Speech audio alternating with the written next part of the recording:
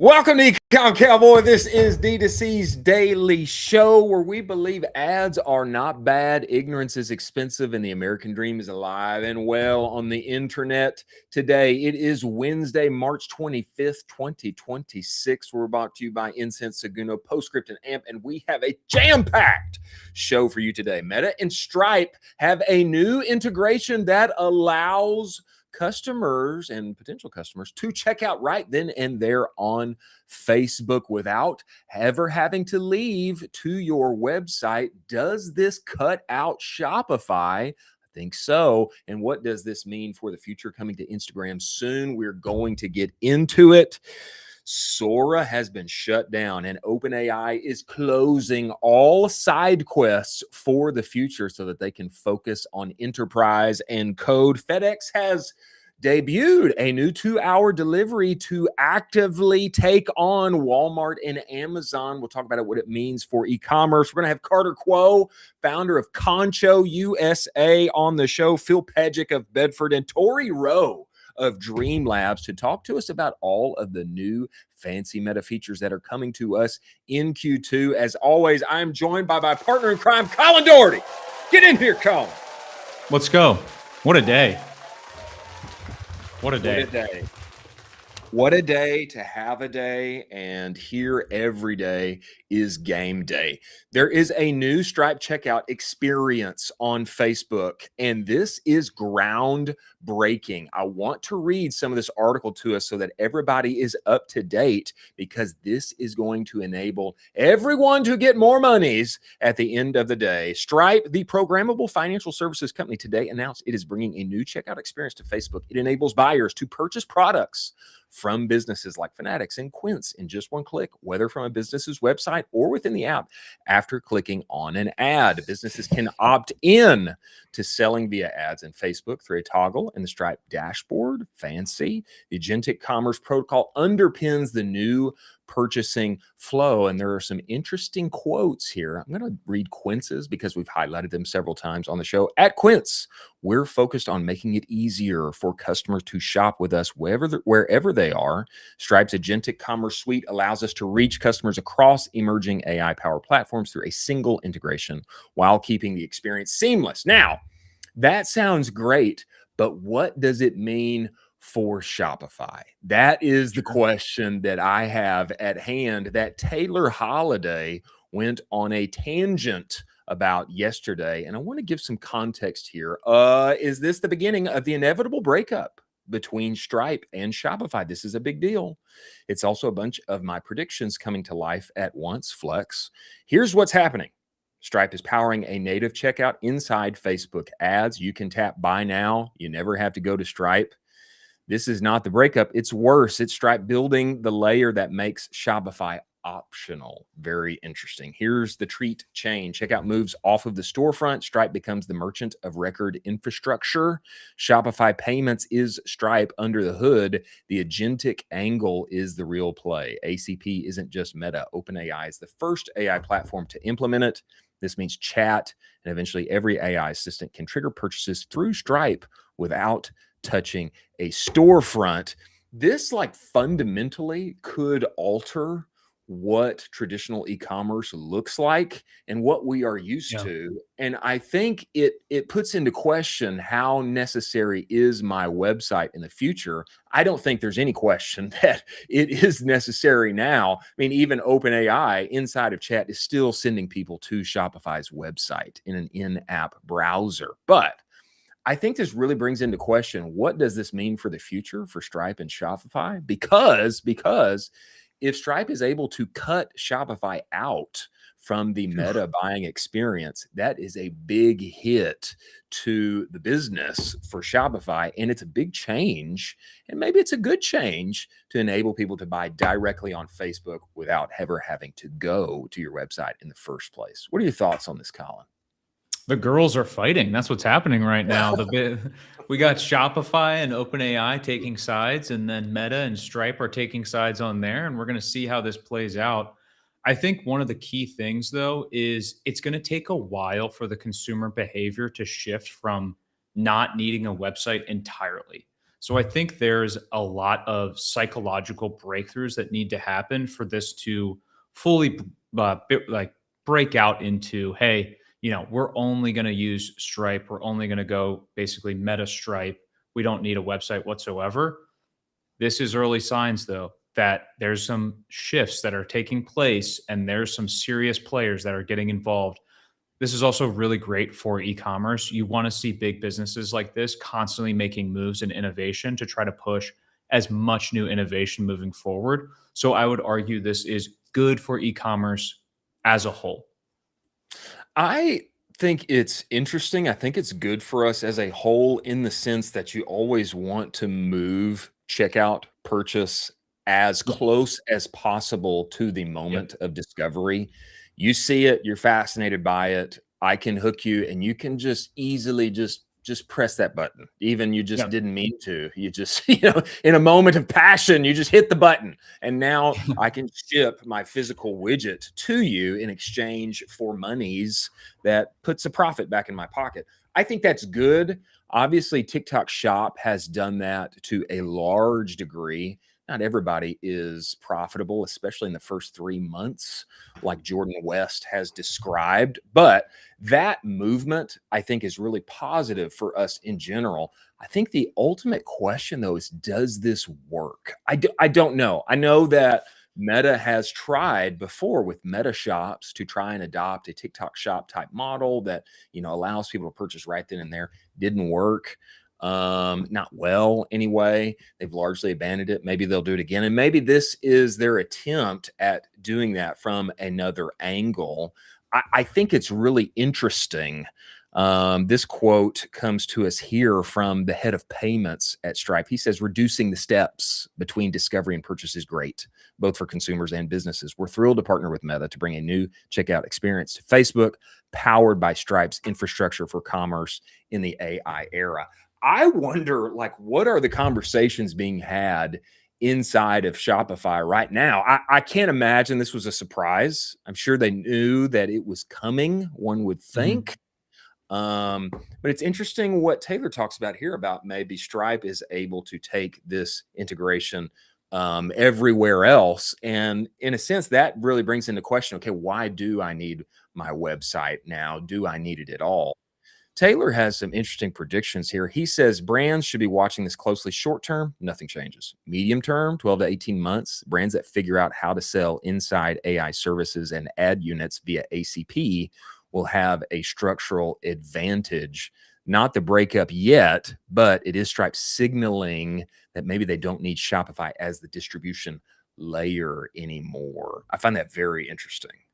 Yeah, it's also a great first brand to talk about having switched and have on this platform is Quince. Yeah. And we have seen them through and through just being successful in the last year. They just raised a boatload of money. So they're deploying a lot of capital on side of Meta. And to see that the VP of product at Quince is really excited about this is a pretty big signal that this could be working for a lot of other brands if they roll this out mass. Yeah, I'm interested. It's compelling. It's Oh, compelling. for sure. And I come to find out there are more interesting features and integrations and things that are rolling out from Meta. Torii Rowe has had access to many of them and is going to hopefully delight our ears with sprinkling a little bit of that knowledge to come as he comes later in the show. This is one to watch. Got to figure it out now. I wonder what it means in a year or two. We shall see, but exciting because Yeah. the purchase ability is being brought nearer and nearer to the moment of discovery, and that's what leads to dollars inside of our wallets. We have Carter Quo coming. I think Carter joined the show already. Did he? I'm not sure that he did. But anyway, before he comes, let's talk about our first sponsor here, and that is Seguno. Ladies and gentlemen, Seguno is the only marketing suite that operates entirely inside of Shopify. Why is that important? It means that your email, your reviews, your banners, your pop-ups, all of the things, it's all in the same place that you work and play every day. Why is that important? It means you don't have to trust in some duct tape together integration that you hope is accurately syncing your data back and forth. Your Shopify data is your email data, okay? This is email 3.0, and this is why they won the 2024 Shopify Build App of the Year, okay? One-click automations, actual humans that can help you. Right now, they have an advanced Shopify segmentation playbook that is available. You should go to that URL and get it. Also offer a free trial. If you tell them Colin, I sent you, they will extend that free trial to 30 days. Many thanks for Seguno being part of the show. Now, is Carter with us or not? I don't remember if he is. Jack, is he here? I will find out. We'll find out. Yes, he is. Okay, excellent. All right. Excellent. He is. Okay, before you bring him in, let me tell everybody who this guy is. Okay.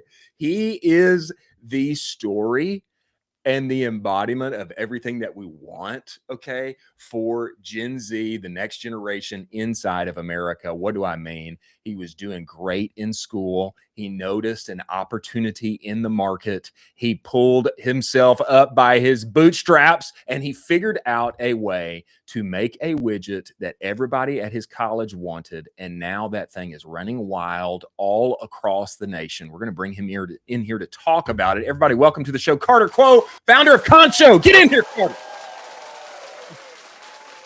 Thank y'all for having me. Yes, brother. Wow. Love that. Must. Yeah, and that hat there on your head, Carter, says it all.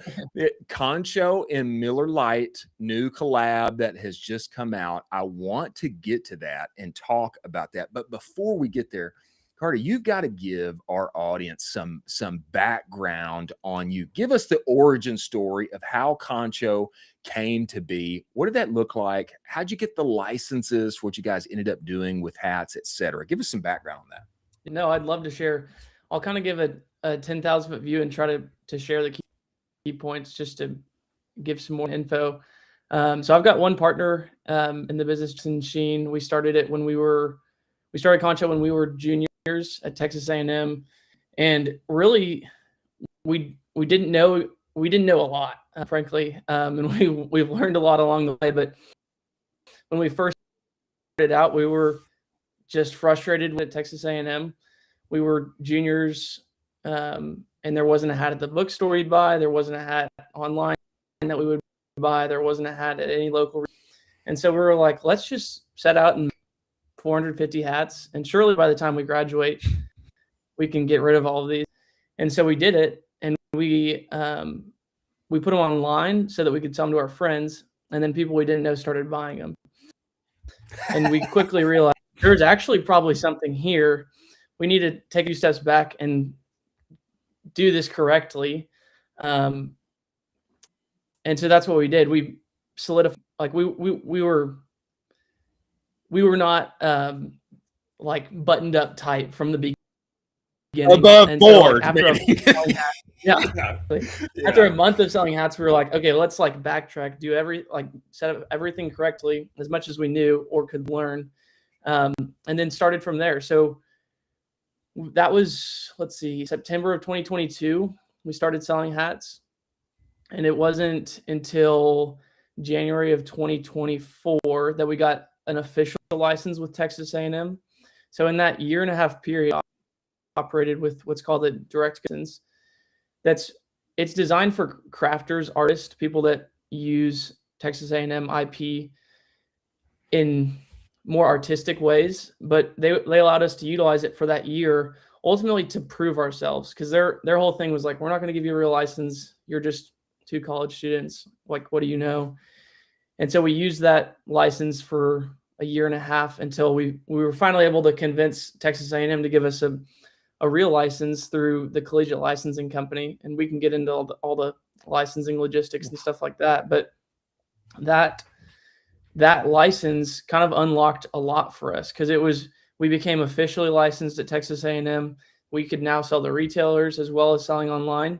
But we also had an avenue to go directly apply to universities across Texas and across the country, which we hadn't had before. And so that was after, in January of 2024, we'd in a lot of ways proven our success at Texas A&M, proof of concept.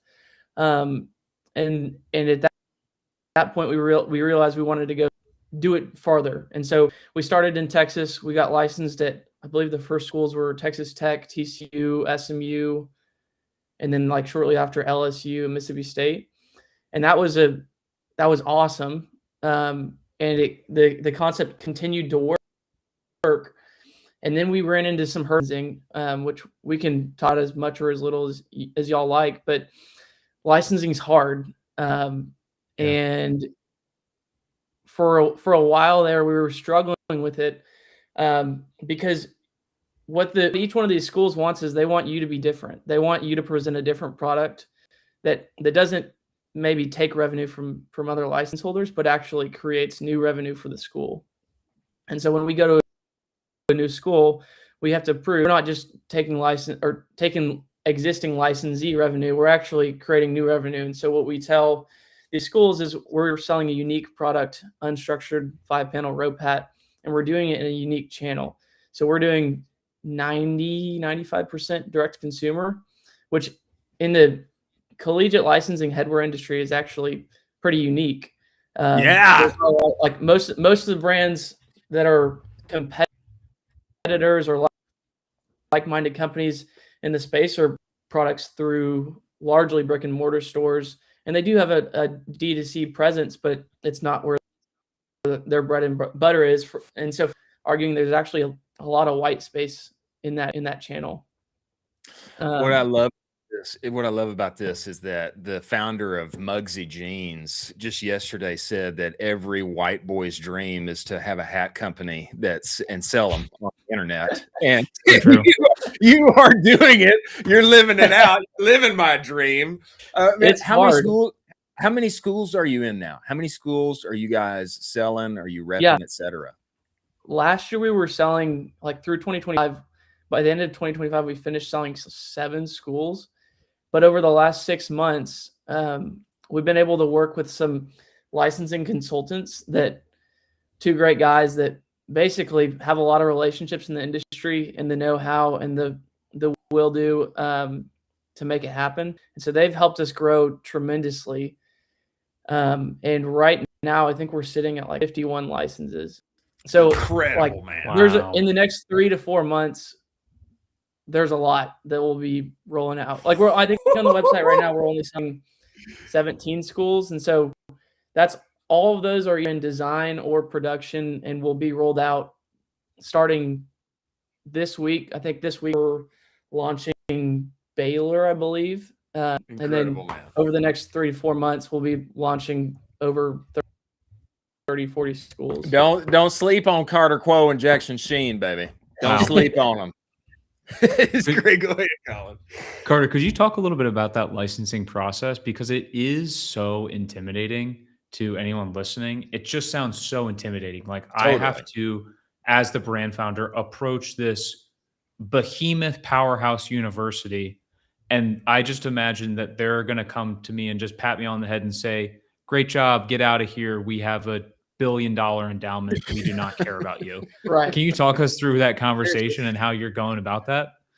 Yeah. So much of it is about product distinction and product differentiation, because if I came in with a product that has never been collegiately licensed, so take, for example, a company that I've worked a lot with in the past, the Pecos table. If I went to Texas A&M and said, hey, we want to put A&M's logo on the page, in their eyes, that's a completely unique product that nobody has ever put collegiate marks on before. So by me putting a collegiate mark on the Pecos table, they're seeing completely new royalty revenue that they never would have seen if Pecos never licensed with that school. As a hat company, I go in and I'm like, well, we have different products and different channel, and we want to sell hats with Texas A&M IP on it. Their response is, well, existing headwear licensees, you're just going to take revenue from other people. And so what you have to prove is that your product is different in some way.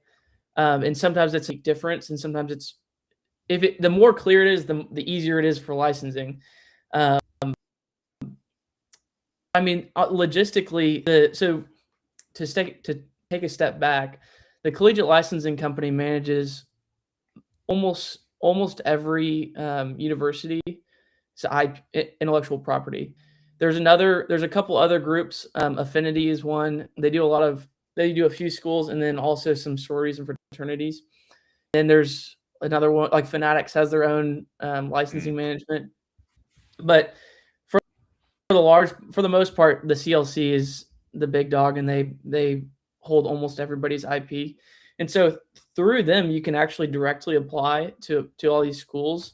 And it's an application process. I mean, you put in marketing plan, you put in all your company information, you put in all your factory disclosure. It's an extensive process, but ultimately they're just a filter for the school. So they're gonna review your license. They're gonna provide most of the time a recommendation to the school, and then the application is still gonna end up on the desk of the licensing director at that school. So at some schools it's a licensing director that sits in athletics. Sometimes it's at admin. Sometimes it's marketing. It can be in different parts of the school. Some of them have one person that does all of it. Some of them don't even have a licensing director, and some of them have 4. Each school is so widely different because of the scale of different schools. You take someone like Texas A&M or Texas, and you compare it to a smaller private school. They still have intellectual property, but they don't protect it in the same way.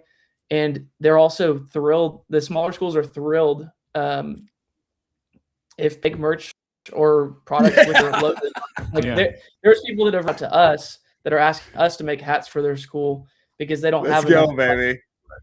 So it depends on who you're working with, really. But I think in a lot of ways, that's been one of our approaches, is to work with more and more schools that are smaller to get our name out there. Because we started with 7 really big schools, and then to continue that path forward, we had to go license some smaller schools that still do well, and depending on their location, can often even do better than a much larger attendance or enrollee school. Wow.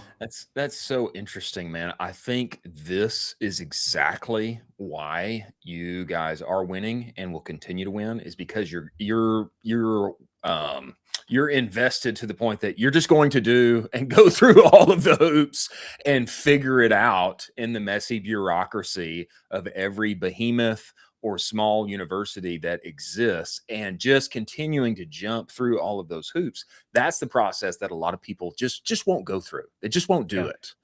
And in addition to you guys like knowing what college students, cool 20-somethings, and hopefully a few of us that are still in their 30s want to wear. I mean, knowing that and going through the hoops, I think, is why you guys are winning. And man, it looks like you guys have expanded. You've expanded beyond colleges now. Number one, I saw that you've got a collab with Bassmaster, which, if you haven't grown up fishing in East Texas like I have, then maybe that doesn't mean that much to you, but I love that, bro. When I saw that, I said, man, Carter has made it. Okay, he's got a collab with Bassmaster. And then Miller Lite, man, the one that you're wearing on your head right now. Man, tell us about that. How did it happen? How did it arrive? That's incredible. Yeah. So, I mean, in the same way that all these colleges have intellectual property that they license out, there's just as many brands and different organizations that also have IP. Some of them license it for a cost. Some of them don't even really care. And like we're talking about some of the smaller schools, some of them are thrilled that you would even just promote their intellectual property. And so it kind of just depends on like who you're working with, what that relationship looks like. But for us, for the 2 you mentioned, Bassmaster and Miller Lite, those were both like crazy enough and like very thankful that it happened. Those are 2 people that actually reached out to us Incredible, man. about doing like a collaboration. So I think Bassmaster, they were doing an overhaul of their whole Bassmaster Classic and trying to redo the whole website, redo all of their merch. And so for us, that's actually, it's an investment on our end because we're carrying the cost of that inventory and then selling it. And we do have a royalty fee that we pay to them. But in their eyes, they're not bearing any inventory cost. We're promoting their brand. We're selling those hats. They bought some from us. it's a win-win for both of us, because we get to work with an awesome brand like them and promote it, and they have some royalty revenue and also just more brand exposure. And then for Miller Lite, they reached out, late last year to sell, because they were trying to work with more Texas brands to celebrate their 50th anniversary. Yeah, baby. Yeah. And so they're doing on their end, they're doing a giveaway of hats. I think they're giving away, but they purchased a bunch of hats that we designed and produced on their end for a sweepstakes that they're running on their website and social platforms. Go. And then they also allowed to turn around and sell the hats we produced on our website. So it was an awesome deal. We've been really pumped about it, and it's just one of those things along the way that's you never would have expected, but it's awesome.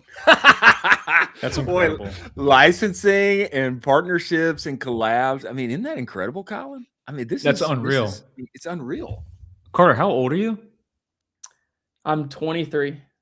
Come on, bro. Come on, baby. Crazy. Let's go, Carter. Let's go, baby. Crazy to do yeah, that's unreal at 23 to be like, yeah, I have like 60 licenses. That's unbelievable. Do you have a dream IP that you're like, there's a, the girl in the red dress, your dream IP that you would just love to partner with, or just that's the one you've always been, that's your white whale? I think Chris might know what it is. I know it's the Texas Longhorns, baby. It's got to be. It's embarrassing for me to say that because I'm an Aggie that went to Texas A&M. But having grown up in Austin and now living here in Austin, and the company's based in Austin, and knowing the power of their fan base, and beyond just their like students, alumni, like just the fan base in general in the city of Austin, that's a license that we've been going after since May of 2024. We had our first in-person meeting with their licensing director, and we've been knocking on their door ever since and trying to do everything we can, jump through all the hoops we can to make it happen. And we haven't closed it yet. Bro, I'd like to hope that it's a matter of time. But we'll see. Brother, I think somebody over there's got a direct connect to Matthew McConaughey, the Minister of Culture. I would think we could pull a string or two. I mean, we got to pull that card, brother. We got to make that happen. Pull that card. Yeah. That would be incredible. And you know what? McConaughey needs to be wearing that, baby. We need pictures of him everywhere rocking that Concho and Texas collab there, man. That's incredible. Yeah. That's amazing. When I think of you guys, Carter, and I think that date that you just mentioned, we've been going after Texas since 2024, and we're still after it, meeting with them, etc. Brother, that is why you're going to continue to win. Yeah. And man, when I think about you guys, I just think hardcore SEC country college football to the core. I mean, it's Miller Lite, it's Pecos tables, it's football, it's Saturday mornings. I want to see you guys on. I want to see you guys on game day on Saturday mornings with Pat McAfee rocking this thing. I mean, it's just. I mean, it's a match made in heaven. I feel like that's where we need to go to. In addition to McConaughey. Yeah, absolutely. That's kind of been one of the things we've been talking about lately is for the longest time we've been able to be pretty successful just running a lot of ad spend through Meta and Google and email campaigns and more traditional marketing. But as we grow different schools and have a lot more reach to schools that we don't actually have as much presence at, it's going to become more and more important for us to have that community marketing aspect of people in that town, at that school, representing the brand, wearing those hats, whether it's a Instagram ambassador or it's somebody on TV or it's just people on the football team or just having more people at college town representing the brand.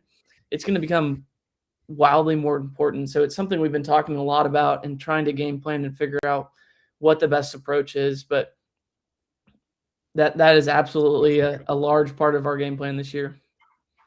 Have you kind of jumped over that where you're now approaching potential athletes inside of the schools themselves? Because I kind of see that as the natural progression of this, where you bake out a really amazing partnership with Texas A&M, and then it's all of a sudden you got Texas A&M's quarterback rocking your hat.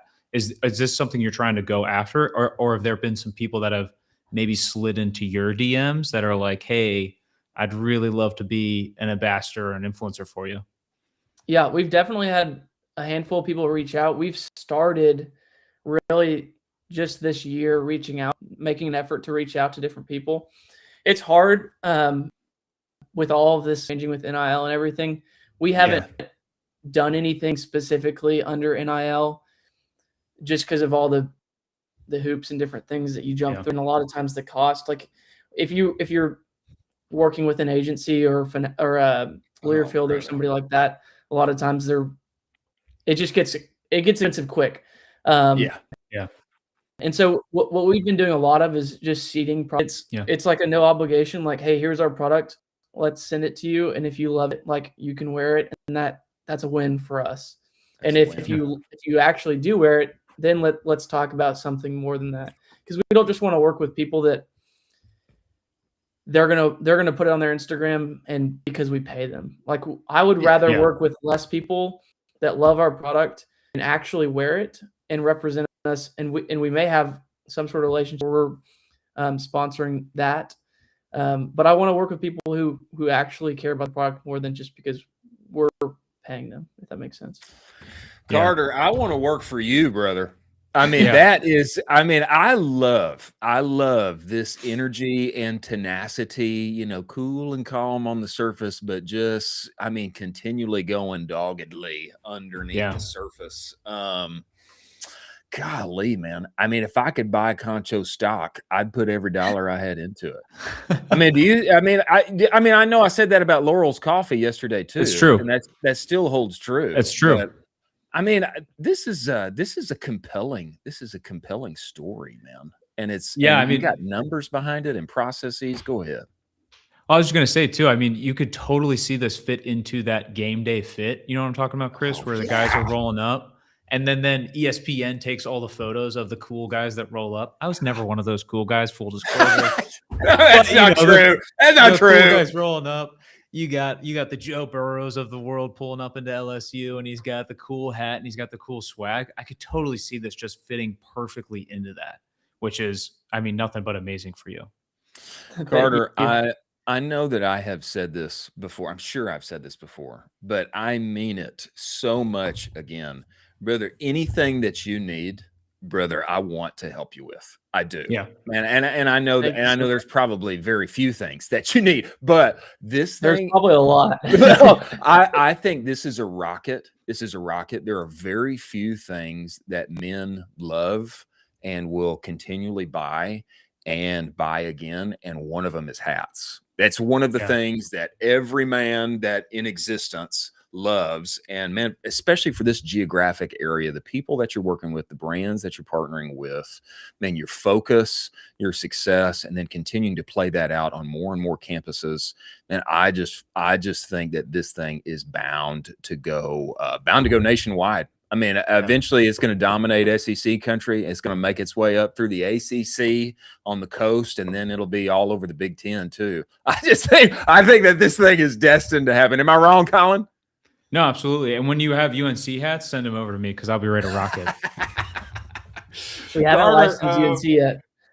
I know. I hope they're nice to work with. Yeah, I hope they're nice to work with. Carter, man, we appreciate you coming to the show. We look forward to having you back. And did I invite you to this dinner that we're holding? I think that I did. You did. I think I'm gonna be able to make it. Yeah. Okay. Yeah. Okay. We look forward to having you and hanging out see you in person, my friend. Thanks for coming to the show. We appreciate you, brother. Awesome. Thank y'all so much.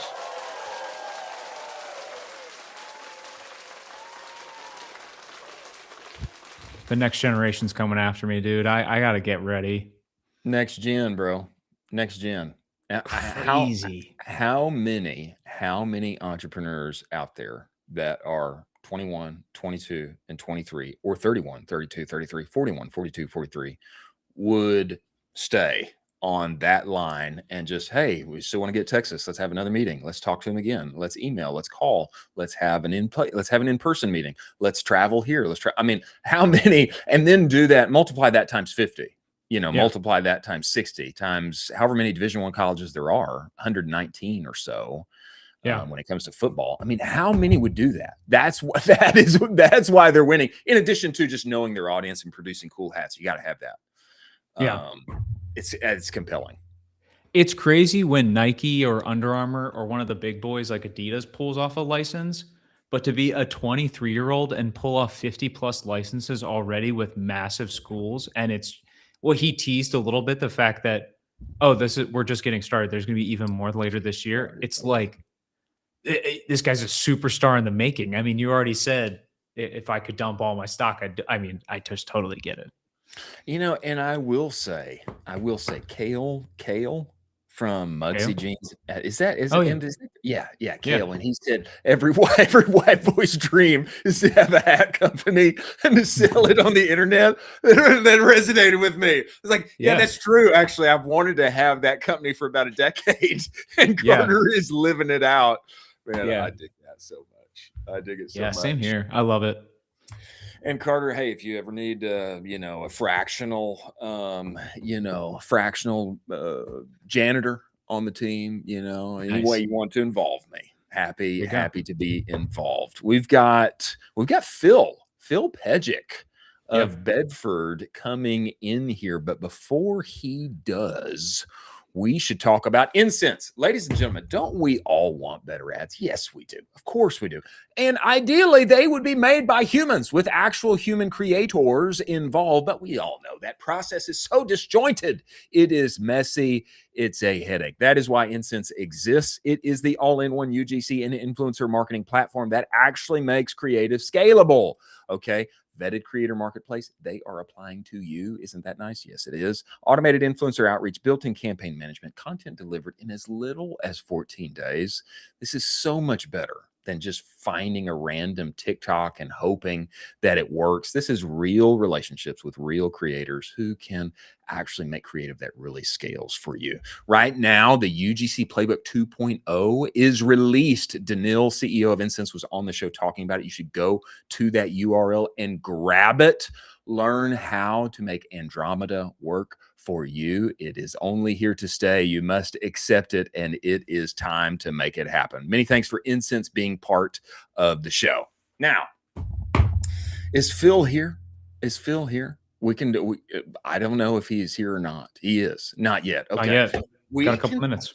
We've got a couple of minutes. There is one story in particular that I have been wanting to hit. Just a little quick one, because I think it's especially relevant right now. As these new areas of e-commerce are developing, there is one consistent winner that has continued to crush on this platform and in this format, and I want to highlight him.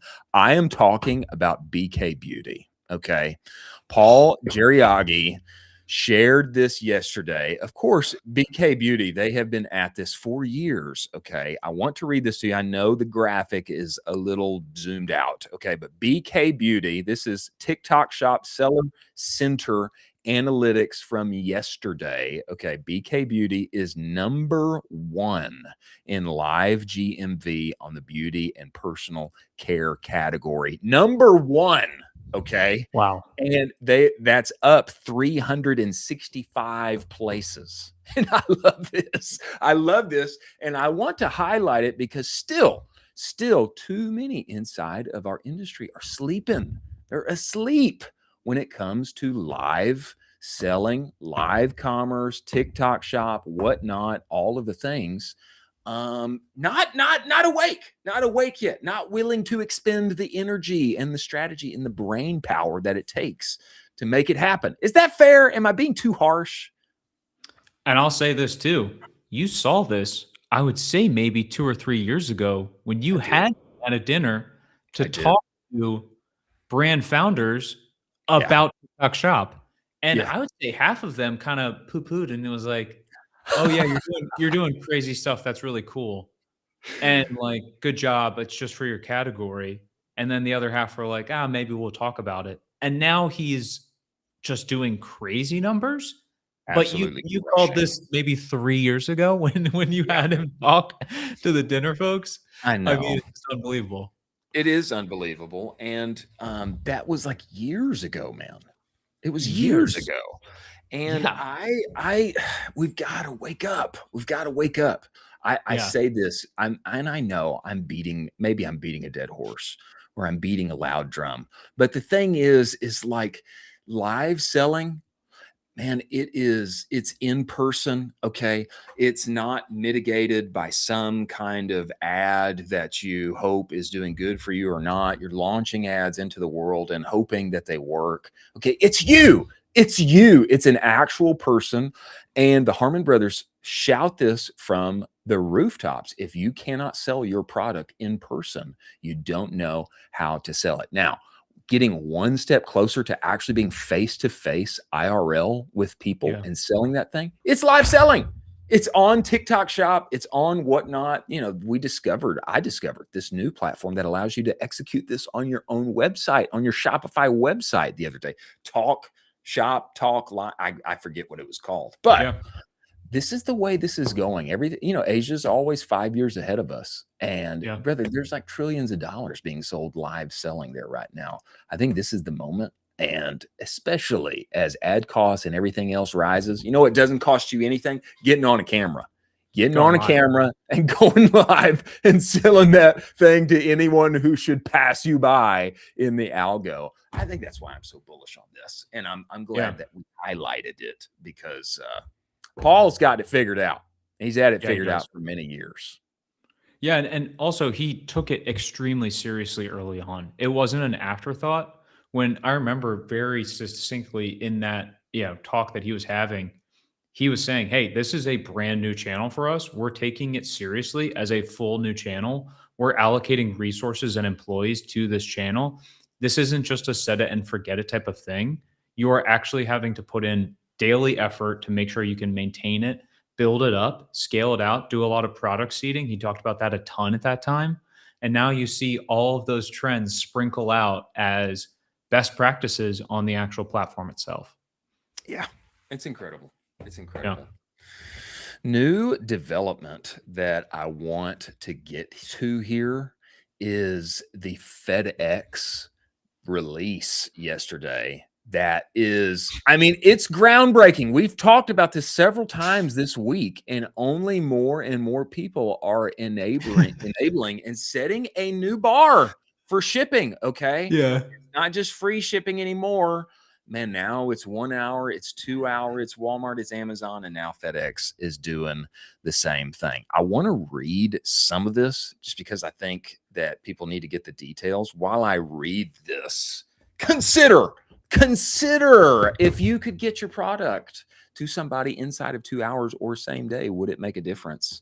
Doesn't necessarily have to only be on Amazon anymore. This comes to us from FedEx, the newsroom of FedEx, etc. FedEx launched FedEx Same Day Local on March 24th in partnership with One Rail, offering 2-hour and end-of-day delivery windows selectable at checkout. The service uses AI to match orders to 1,000 plus delivery providers with real-time tracking and predictive ETAs. It's a direct shot at Amazon's 1-hour delivery and Walmart's fast ship network. Obviously, FedEx has been watching Amazon and Walmart steal this kind of fast delivery narrative for years. So this is their counterpunch. And if it actually works at scale, it gives independent retailers and D2C brands a legitimate same-day weapon that isn't Amazon logistics. Okay. That's why I'm so excited about this. If it's checkout selectable delivery windows, using them as a conversion layer, our Shopify brand set up to execute on this kind of opportunity as it is coming forth to us. I think this is really exciting. I don't know at the end of the day if it's good for us to kind of imbue this thought that now the expectation is it gets to me by the end of the day. But I like it that at least brands have the capabilities, perhaps, at least in their local area, to execute in this kind of way. And even if they're not on Amazon, or if a customer isn't buying from Amazon, they can still get things there inside of 2 hours, same day, etc. I think this is really exciting. You? Yeah, I mean, eventually 6 to 8 months from now, you're going to order something online and some guy's just going to throw it to you right away, immediately through your window and just hit you in the head with it. I mean, it's going to be, you click a button and then 5 seconds later, you just get domed in the head with whatever you just bought. This is how, I guess this is progressing. It is a lot of pressure on consumer brands, though, to make these types of thresholds. And the consumer is only getting less and less patient, especially with attention spans basically being cooked with short form video. So they want everything right now, and not in a week from now, not in 5 days from now. They want it tomorrow or in 2 days or potentially in 1 hour, which is pretty wild. Let me give you some stats. Let me give you some stats on this, because I think there is data here that verifies what you're saying. When it comes to speed, research shows that 96% of shoppers define fast delivery as same day. Fast delivery, 96% of people define that as same day. 80% want to see a same day option at checkout, and nearly half are more likely to complete a purchase when same day delivery is available. Okay. Golly. Nearly half more likely. Okay. Visibility is critical to meeting these demands. Recent FedEx Future of Logistics Intelligence report found that 36% of consumers prioritize reliable delivery windows, yet only 59% of organizations use shipment data proactively to predict and prevent issues, with just 18% able to always intervene to minimize the impact when delays occur. So providing real-time tracking, et cetera, ETAs, all of that very relevant. But what is fast delivery? 96% of people say same day, and 80% they want to see the option, and half of them are more likely to buy if they see that option. So this is it's very compelling. It's 2026. It's not 2006. It's not 2016. Okay, free delivery. That's nice, but can you get it here to me by dinner? I think that's becoming the question. Does this just shift into every brand owning a micro 3PL in large cities around the United States, where you start with the biggest cities, where it's like, yeah, we're just going to spin up a micro 3PL in New York City and LA and Texas, and then we're just going to start branching out? I mean, that's unbelievable. It's a lot of pressure. It's a lot of pressure. One has to wonder, especially if you have a highly performing zip code, which, many brands do. You have to wonder if that becomes important, and if it becomes relevant then to partner with a 3PL partner that can provide that. Hey, we're going to put some of your inventory here, some of your inventory there, spread it into those zip codes distinctly so that people can get it by the end of the same day, if you already have the data proven to make that work. It's very interesting, and it's going to be a trend. It's going to be a trend to watch. Apparently 9 out of 10 of us want it. So if we want it and Amazon can execute it, then it'd be nice. It'd be nice to have the option via FedEx as well. Now, Phil has joined us. Fil Pejic of Bedford, email and SMS savant. He's got storied history in that he's founded his own brands and scaled them, worked in P&G, et cetera, et cetera. We want to bring him in here right now to talk to us about what is happening in email. Get in here, Phil. Get in here, Phil. Hey guys, how's it going? It's going great. Go.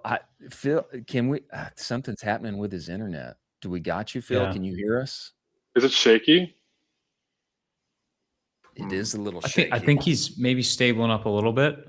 There we go. There we go. I think we've got you now, Philip. Can you hear us? I can hear you guys. It might just be delayed. I don't know. That's all right, Phil. We are glad that you have joined us, my friend. And, I would like for you to just step back a little and give us perspective on copywriting specifically.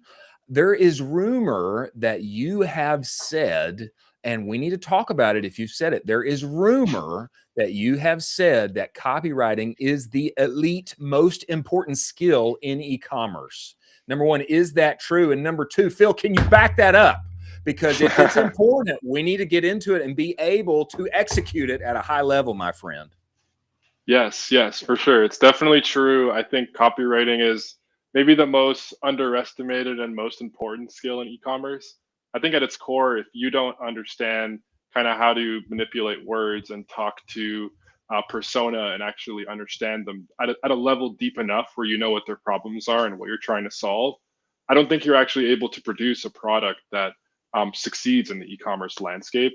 And I think that's where a lot of founders typically launch products and ideas without thinking through what am I actually solving, who am I solving it for, and at its root, that's a copywriting problem. And how I would imagine you've got to put workflows, processes in place to execute that in a winsome way for the many brands that you work with at Bedford. What does that look like in the AI era, that we're now all living in? Do you throw the tools aside and pull out an Ogilvy book? Or, what do those processes look like on your side when it comes to actual execution with your team? Yeah, it's a great question, and it's something that comes up quite often. I think for every brand we work with, there's still an element of like the brand guidelines and copywriting guidelines, and making sure at a really deep level, like the brand understands who they're talking to, kind of why they're talking to them, and then what tone they want to speak to them. And that tone might change over time, season to season, promo to launch, or whatever that might be. I think at its core, like that needs to be like a fundamental, and that needs to be set up. Past that, the people on our team who are writing copy, they are rooted in, they do understand the fundamentals of copy. So the Ogilvy's, the kind of Adweek copywriting handbook, all these like really important resources that exist around copy, and just general interest in like reading, consuming. Ideally, someone's like out there, like seeing what's happening in popular culture, and kind of has a pulse on like what's actually happening in the world.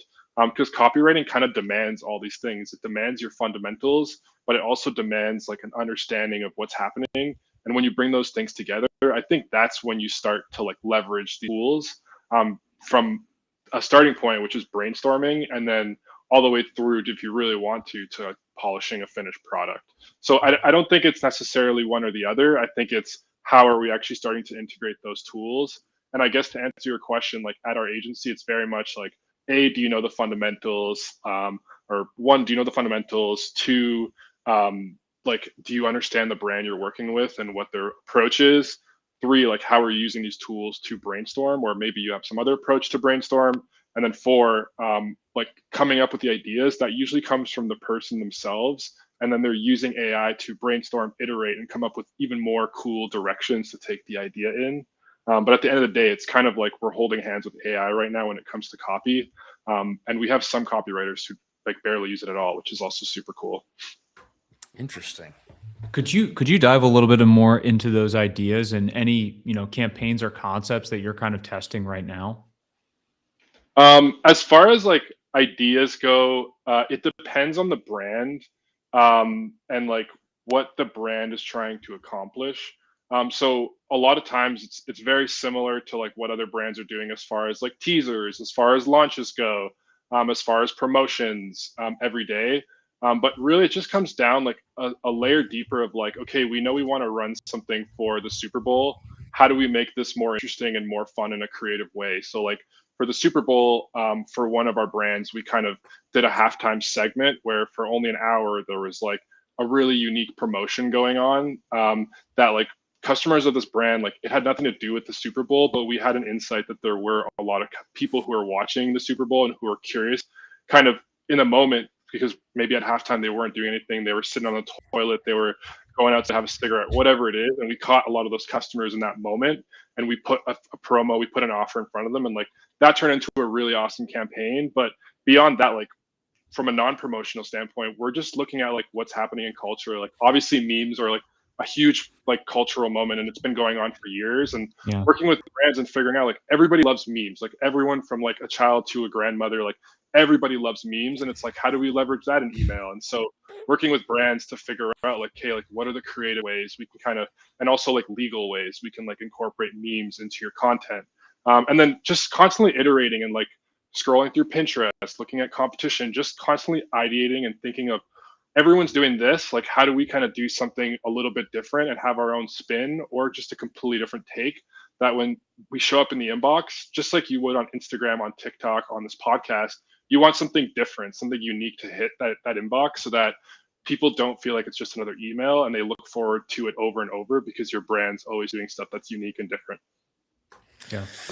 You know, I think this is interesting because for me, and I think for a lot of others, Phil, email kind of gets relegated to a kind of a boring category. You know, it's like we know how it works, and but you having this thought like, hey, think about the inbox like an algo, and you want to stand out, you want to be interesting, and involve things that surprise and delight, etc. I know you've got background with subscription brands and your own brands, etc. And maximizing LTV with email and such. What are the missed opportunities in 2026, Phil, when it comes to promos or inboxing, or what are the biggest gaping holes you still see in accounts now that maybe we're just not thinking about simply because email has just kind of been relegated to this boring category in some operators' minds? Yeah, for sure. So I think it's a great question. And it's one I think a lot of brands just taking even like 10 minutes, like listen to this podcast, obviously, but think through this and that, like almost as a checklist. Like I look at it kind of like the 80-20 of any email account, which is kind of how are we getting our emails is the first step. Then it's kind of what are we doing at that initial funnel moment when we do get the email. And then beyond that, it's what's happening afterwards. And I like to kind of segment it down that way. The first one is like, how are we getting the emails? Obviously, like pop-ups or usually when someone places an order. One place I see like an insane amount of brands like are neglecting this, but like just the quality of the pop-up, there's so much opportunity to A/B test pop-ups and meaningfully increase opt-in rates, which I think a lot of brands will hear gurus and marketing experts talk about pop-ups, but not actually do it because it sounds like too good to be true. Like I'm here telling you, like we're working with 7, 8, 9-figure brands. Like the results we're seeing just through improving pop-ups over a 3 or 6 month stretch is like leading to tens, hundreds, even millions of more, tens, hundreds of thousands, and millions more like opt-ins for brands. Wow. And like when we start talking in those kind of numbers and telling a brand, hey, we just generated 200,000 more emails this year, no one's going to ask about the ROI because like there is a way to monetize those emails one way or another. Yeah. And like that's the next question is like, okay, we have the emails, like we've listened to your device, we did the pop-ups, now what do we do? And I think like when it comes to like the actual like what to do with the email, a lot of brands first default is like the flows. Let's get everything automated. And I think a lot of brands are doing like an okay job there. There's definitely low-hanging fruit. I think where brands are kind of not connecting the dots is usually on the actual campaign front. I think brands are overly sensitive and conservative with campaigns in the sense that they're just not sending enough. And a lot of agencies will tell you, hey, like send more campaigns just because it's tied to retainer. At least with our agency, our approach is very much like, let's A/B test it. Let me actually prove to you that 1, 2, 3 campaigns extra per month over a statistically significant period of 1 or 2 months where we can prove out the LTV, at least on a short-term standpoint. We can prove like, hey, this is actually going to drive meaningful revenue for your business. Let's add it. And usually after one of those tests, the brand comes back and says like, hey, let's like do that test again, or let's accelerate 2 or 3 times more.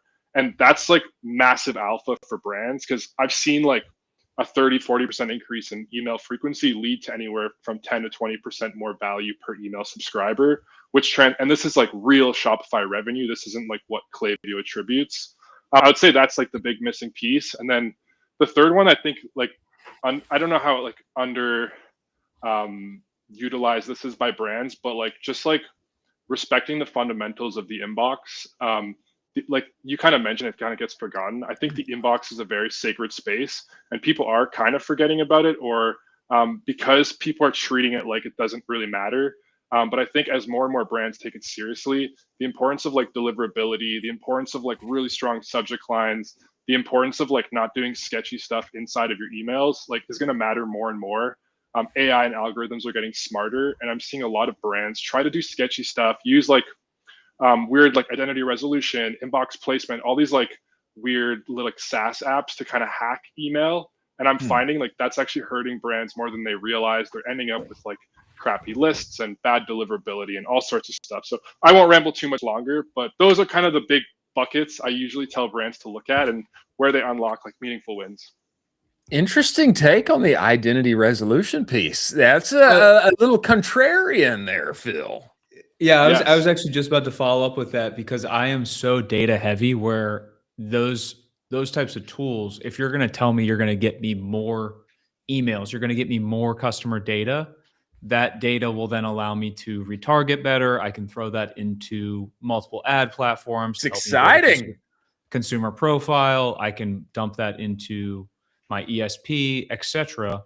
But you're not a fan. I mean, what's going on here? Everybody loves consumer data. What's going on? Come on, Phil. Come on. Before I get attacked in the comments about identity resolution, I'll put a massive like asterisk. This is a cross testing we've done on a few of our 8-figure brands where we've tested over a significant amount of time different types of identity resolution solutions. So like obviously like around the abandoned checkout, around like abandoned browse, and like capturing emails we wouldn't have otherwise captured. So a lot of the testing we've done is not statistically, like from a significant standpoint, proven to us that there's enough revenue to justify the deliverability hurt of people getting pissed off because you emailed them without permission. And it's very much in that last bucket where I mentioned of like not doing sketchy stuff that'll hurt your reputation as a brand. And when I say reputation, I don't mean like in like the fluffy brand term, which is totally like a whole other conversation, but reputation as far as how inboxes view you. So that's what I'm always trying to balance is like 100% there's some upside to be had with identity resolution. And I think some brands can benefit like way more than others, where for some brands actually detrimental. And there's like some brand power components. So when I look at the big brands of the world, like the Abercrombies, the Aritzias, who have these like massive lists, massive brand power, huge e-com volumes, they can get away with stuff like identity resolution because frankly, like some people just don't even realize whether or not they signed up when they were in store, so they can get away with it. But I think some more like unknown brands, like if you just like start emailing them, like people will remember, they will send you to like spam, and like it's very hard to come back from that at scale. And so that's always the thing, like we're trying to A/B test with brands and prove out like, hey, how incremental is this? And like, is this extra like 2 or 3% revenue on email? Is it worth it for you to risk like potentially ending up in the promo tab like 5 or 10% more? And like those are the discussions we're having. I think it's a much more like nuanced deliverability conversation brands should be having with experts that is not happening right now. So it's less so like don't do identity resolution, but it's just like be very wary of like doing things like that aren't fully kind of white hat. Got it. I took from that all 9-figure brands need to run identity resolution. That's what I took from that. I just want to say that's what I took from that. Yeah, I think these are wise words. I think these are wise words. I will say, Phil, you know, I'm just kind of driven by novelty. You know, when something new like comes up that's exciting and it fuels me. You know, and I think human nature kind of works that way. But I think this kind of advice, especially when it comes to email, is, man, it's tried and true, and it's it's relevant. It's like continually relevant. That being said, Phil, is there anything on the horizon in 2026 in the category, people doing new things, trying new things that you've been doing on your pop-ups, etc., and that fires you up that you can just sprinkle for us, a little sauce? Anything top of mind for you there, Phil? Yeah, for sure. There's a few interesting things we've been working on. One is obviously RCS. RCS is the future of like text messaging technology. And if you're running a 7, 8, even 9, 10-figure brand, you're not on RCS yet, I would talk to your retention people right away. Just the power of your brand showing up in someone's phone versus them having to save a contact. I think that's insanely valuable and something you shouldn't kind of skip out on. Beyond that, I mentioned like obviously around pop-ups, but I think where a lot of brands are not spending time is actually taking a step deeper. I think most brands haven't even optimized the opt-in yet. Like they're still operating pop-ups like it's 2010. But where we should be is like we need to skip to 6 months from now where you've tested your pop-up, it's awesome, and now you're doing very deep like offer testing with your pop-up and figuring out like for new customers and existing customers, beyond what like Klaviyo or a lot of apps let you, like using things like IntelliGems to really deeply analyze like what's actually like margin expanding for us and what drives more margin. I think that's where like honestly like 95% of brands are not even thinking about. And you're showing the pop-up one way or another. You're disrupting that consumer journey. So you better be like damn sure that it's driving more revenue for your business. Otherwise, you're doing it the wrong way. Beyond that, a lot of deliverability stuff on our end. Like we're building out like N8N flows. We're building out custom automations all around like list cleaning, catching spam. Everyone's talking about it like dead internet theory, bunch of spam everywhere. Bots are also popping up all over the place. They're like attacking all of our big clients. And if you're not setting up like proper traps, like you're going to get screwed on a deliverability. So those are probably like the really 3 big buckets. And then you mentioned at the start, like the highest overarching thing that we're working on is just having the most creative emails in e-commerce, the most creative copy and like the coolest design. Like Gemini and like all these apps have pushed design and what a really good designer can do to the point that like you can make anything a reality with the right mind, and then layering on amazing copy on top of that and really cool concepts, with the goal of like making people excited to open their emails. And like that's what everyone should be striving for, at least in the email space. Well, I think you mentioned a number of things that prove you are at the front edge, the cutting edge of the game, my friend. Phil, we appreciate you coming and dropping that sauce on us. Give us 10 seconds, man, for people that want to talk to you, work with you, consult with you. Where do they find you? Where do they go? Yeah, for sure. Ball and Phil on Twitter. I made that username when I was like 12. Don't make fun of me. I write a newsletter about email. Literally, like I nerd out on this stuff to like thousands of people. It's called Paperboy. You can find it on Google, Paperboy email newsletter. Or if you guys are looking to work with our agency, Bedford Marketing on Google, you'll find us. We work with 7, 8, 9-figure brands on email marketing. Amazing. Awesome, Phil. We appreciate you, brother. Look forward to having you back. Likewise. Thanks so much for having me. Have a good day.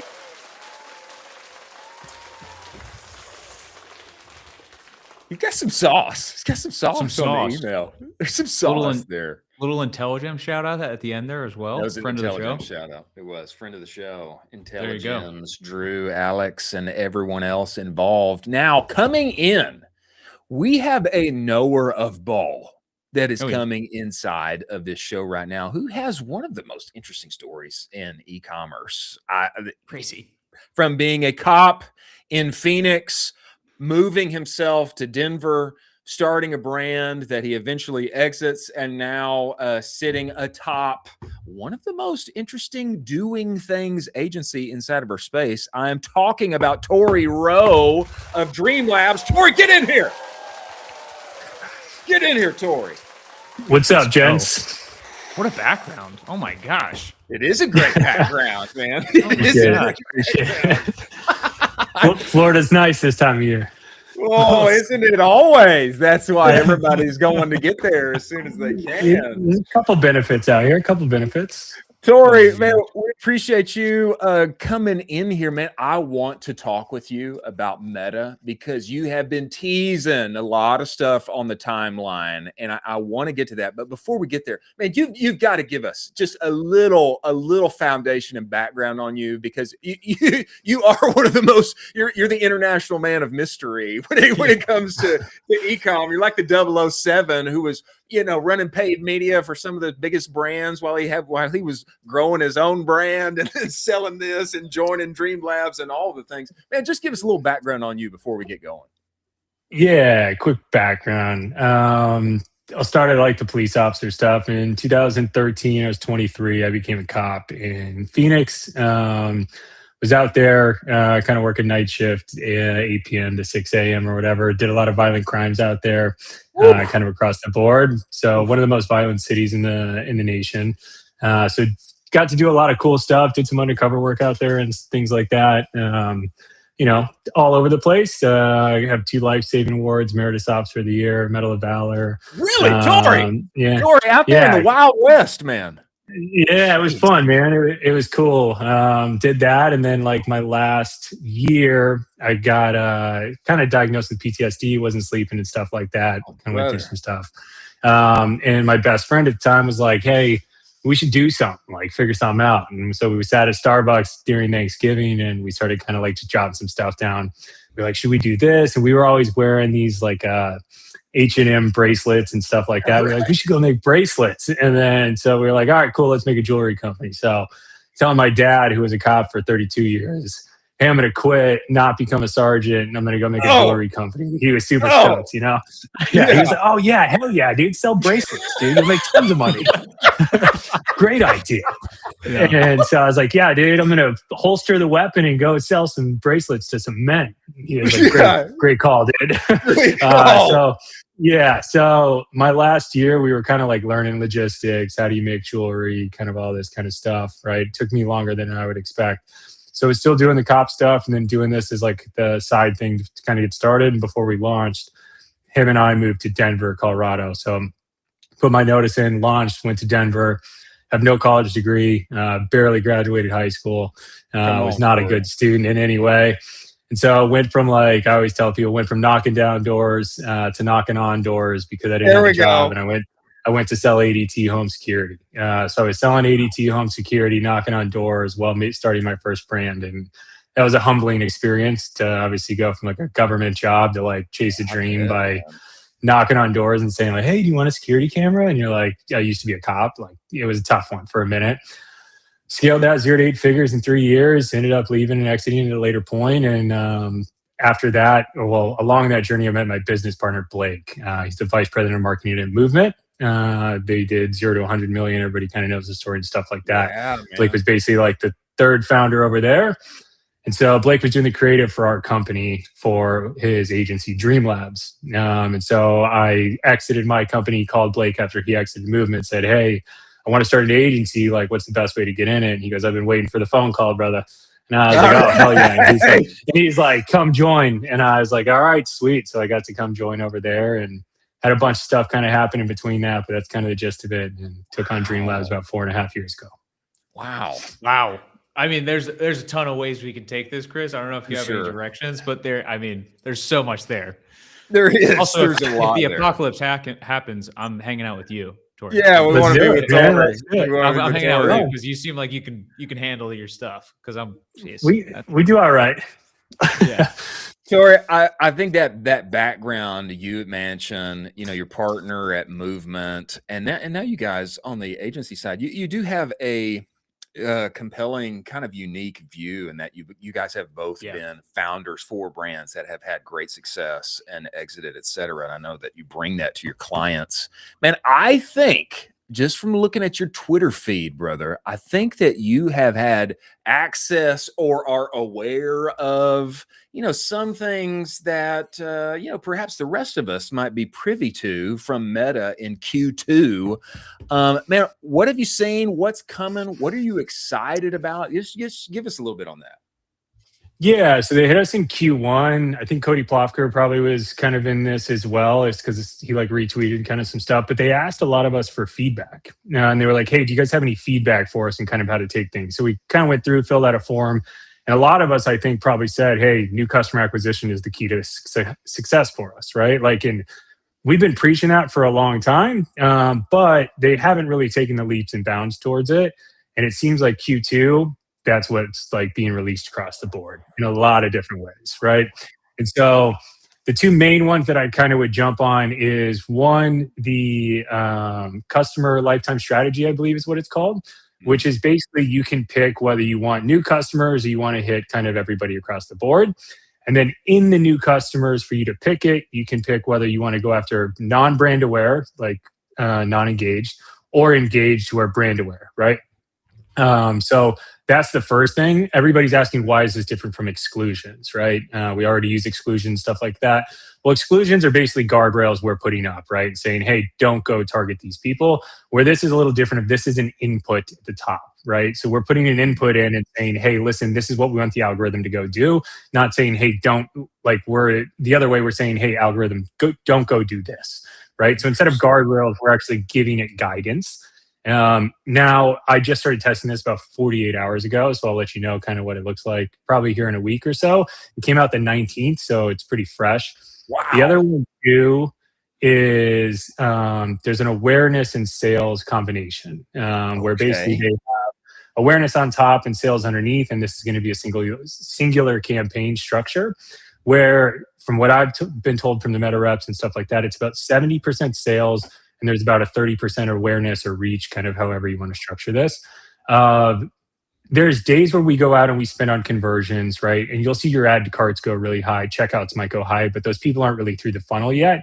So instead of being able to kind of just sit there and hit this at a higher CPM, it's going to take that other 30% of your budget and go try to reach new people and try to basically walk them down the funnel. So it's kind of a full funnel experience that they're going to go try to get.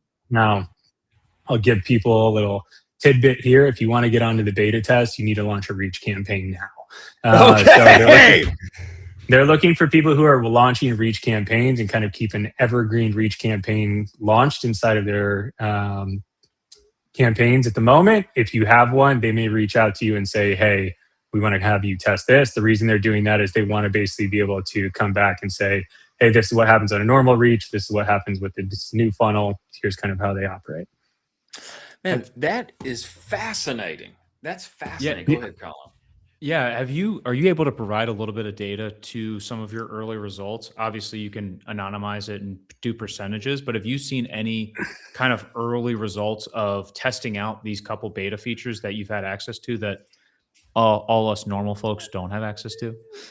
Yeah, customer lifetime strategy is what I'm testing right now. I haven't started testing the other one quite yet. Part of it is just like, when is the ad account ready for a big test coming in? And the one who it's available on is running a sale at the moment. So it just didn't make sense for me to launch it. Yeah. Customer lifetime strategy is coming out hot. Looks really good. CPAs percentage wise is about 40% lower at the moment. It is pretty low. It's pretty low volume at the moment as far as overall ad spend. It's about 15% of the account. So there might just be part of like a nuance here of how it's performing, but it looks really good right now. We'll see as we scale kind of how this operates. But you also don't see any of the existing customers fly through or anything like that. Even on the other campaigns, you might have exclusions in place and still see maybe 3 to 5% of ad spend come through the existing, right? So this I see absolutely zero, which is the most interesting thing. I don't know if it's going to be one of those things you flip on and see an immediate performance. This might be the more long-term role here. Wow. And we're going to have to figure out as paid media buyers and kind of operators of how to utilize this to the best of our ability. Is like this the top of funnel kind of scale campaign? We use a bid cap, cost cap campaign to kind of clean up the engaged underneath. Like there's going to be some nuances of how we structure this inside of accounts to kind of really see how this works. But as of now, looks pretty damn good. Oh, yeah, it does. That's crazy. That's pretty good. That's unreal. That's unreal. And I just want to highlight this, Torii. I mean, it sounds to me, and especially want to highlight it for my brother Colin over here, it sounds to me like Meta is listening and taking action and making all of our lives better. This guy's always throwing Meta under the bus. And I mean, it sounds like they're really listening to us. Yeah, I think so. I like to talk shit on Meta too. Sorry for Chris on the show. But I also like to be careful about what I say because, don't bite the hand that feeds you. Don't bite the hand that feeds you. Exactly. Yeah, right. So I want to be a little careful. I will say this as well. You know how we went from dynamic creative testing into flex campaigns, right? They're releasing a new one. I'm not sure what the name is of this one quite yet, but it's similar to a flex campaign. But right now in a flex campaign, you basically upload 4 to 5 or 9 by 16, right? And it just auto formats everything. Now we can actually pick the formats for every single creative, which is great. So you can upload 4 by 5s and 9 by 16 different videos, and you can actually pick the formatting for every single video inside of this new flex format. Also, they finally listened and we have the breakdown back, right? So we can actually look at the breakdown by the creative inside of it, where flex is basically a black box. We can't actually see what's happening. So I think they listened on that as well, of like, we're open to running these types of campaigns. We're open to running to the flex, but we got to know what's working. You can't just keep us in a black box, because we as companies, operators, whoever, need to iterate, need to understand why we think something is working. So they listened in a lot of ways this year. Chris is pulling me towards Meta. I'm starting to believe in him. Well, yeah, I mean, don't bite the hand that feeds you. I mean, none of us would have a job if Zuck didn't exist and hadn't built this incredible software that now they are improving on our behalf. I would love your take too, Torii, on the Meta and Stripe announcement that just came out. We covered it and talked about it earlier. And I think I saw you and Taylor Holiday going back and forth about it as well. I mean, I find this to be incredibly significant. I mean, the further they can move up the purchase to discovery, probably the better for all of us at the end of the day if it works. He's probably had access for 6 months at this point. Yeah, Tori's probably been doing it for months. He's had I access had the for 6 Stripe months. access. Yeah, I had it in 2022. No, I'm just kidding. Oh my God, I thought you were going to be serious. No. Yeah, first off, it's hard to ever battle the GOAT Taylor, right? Like he's dude, the guy's just a legend, right? So shout out to him. I will say this. I think it's good, and I think it'll benefit us in a lot of ways to basically having this like meta wallet, I believe is what it's called, where they'll be able to check out immediately kind of on top of this. I think that's a huge benefit. Do I think it's going to impact top of funnel? No. I can tell you, like, my fiance sits there on her phone looking at furniture right now all day long, right? There's that shopping experience that is still there that I don't think can be replaced. Taylor brought up TikTok Shop. TikTok Shop, I believe, is like 70% beauty and health and wellness, right? Yeah, of what they sell, right? And so, like, that's kind of what the experience is that you probably don't need as much learning there as maybe like, hey, I want to go furniture shopping. We're really limiting the D2C space here when we're like, hey, yeah, it's a one-step checkout. Like, there's still a lot of other things that have to take place before I'm ready to take that checkout.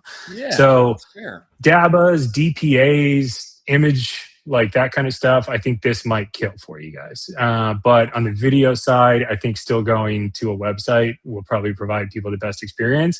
I think also like the differentiators between brands lives on the website side, right? Yeah, like, you can see packaging and all this stuff. So if they can supplement this with some type of experience there where you can kind of look at it from an experiential standpoint and say like, oh, like I get a full PDP when I click on it and now I can scroll through the PDP and still check out there. Yeah, I think that could be really beneficial and it could come and actually take away quite a bit from Shopify. But until that point happens, I think, the one-step checkout's good, but it's only going to live in a certain place in your funnel. Wow. I find this to be. Go ahead, Colin. I do want to double down on this though, because I find this to be. I find this to be utilitarian, which I think we're all for. There's this whole side of e-commerce, tactical, practical, and all that we do that is largely bound up in media buying. It really is. Acquisition, etc. But there's also this other kind of side of e-commerce in which the website is really an extension of the brand. And I know it's a little frou-frou. What is brand, et cetera, but it is a digital embodiment of the person running the business and their products and their ethos, et cetera. And there's some of that just like you're highlighting here cannot be adequately communicated in the funnel experience when somebody's just, hey, I saw it on TikTok Shop and I pushed buy. There are other kinds of products and purchases where it's necessary to have a longer educational type experience and feel that I think we also want. We do as Americans enjoy shopping. I mean, we do. We enjoy it. That's why every holiday surrounds, some kind of big sale that's happening everywhere. I mean, do you have this kind of thought as well, Torii? Yeah, it's not frou-frou in any way. Like, think about Lulu, Aloe, Built, Cuts, Warby Parker, Stitch Fix, all these guys like that, like who now went from D2C into retail.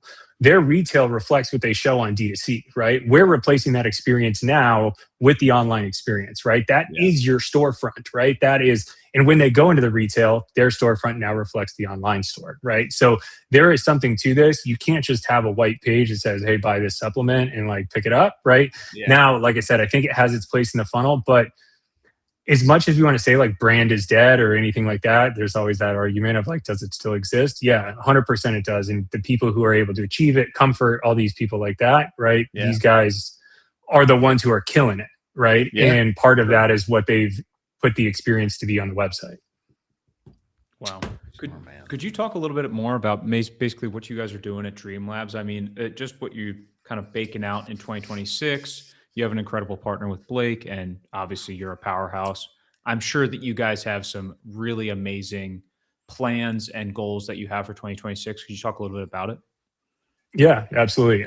So yeah, where you've kind of like supplemented from being a paid media and creative agency into like full growth marketing, kind of across the board from top down.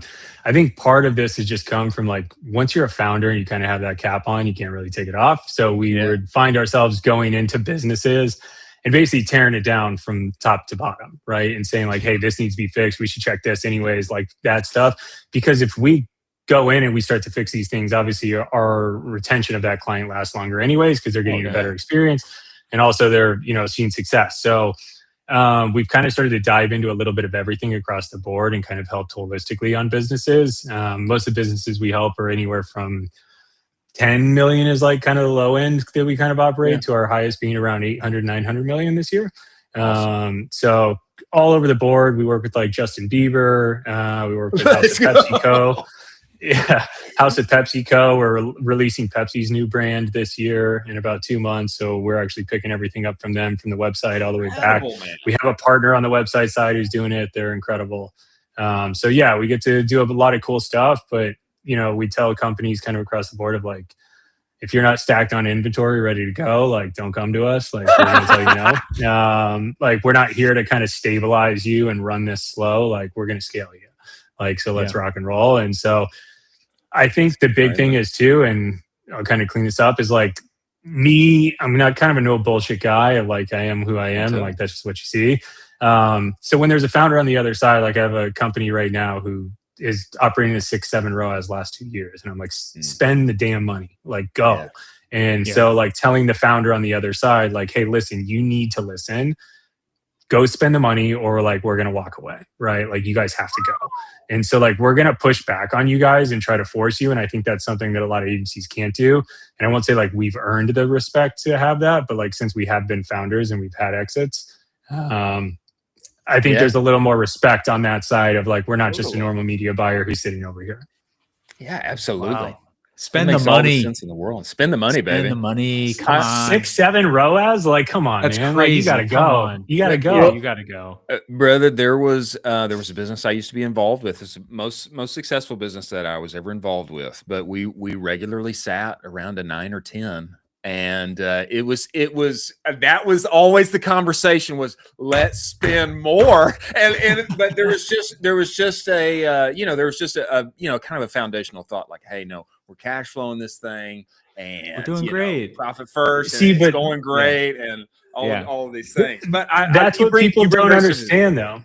What they don't understand though is like ROAS is not cash flow in the business, right? Like, so for this company, they're tight on cash flow because OpEx is a large percentage of the P&L. And so if you scale and you actually drop your efficiency, there's more cash flow that actually comes into the business at a lower ROAS mark, right? And so like, they just don't understand this. And so it's something hard to explain to people of like, hey, double your ad spend, decrease your efficiency by a 2 ROAS, and you're going to make more money. They're like, that doesn't make sense. And you're like, well, let's explain this, right? Like, it's a hard thing to explain to people.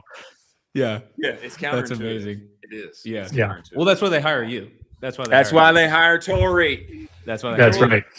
Torii, man, we appreciate you coming in here and joining us on the show, man. We look forward to having you back. And I truly think, man, now that we have gotten to talk and man, I heard your story and hear about what you guys are doing, you really do bring something unique to the table for your clients. Appreciate that. Man, I can see why you guys are going to the moon, and people need to be ready. This is great framing too. Be ready with that inventory, baby. Otherwise, we're not going to work together. That's good framing, brother. We appreciate you joining us. Appreciate it, guys. Having you back, man. Thanks, guys. Appreciate you.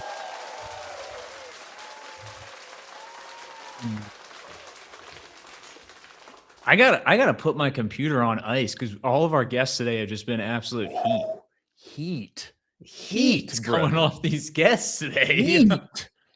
This is a barn burner. This was a barn burner, man. Okay, before we move to our last round of stories, we need to talk about Postscript.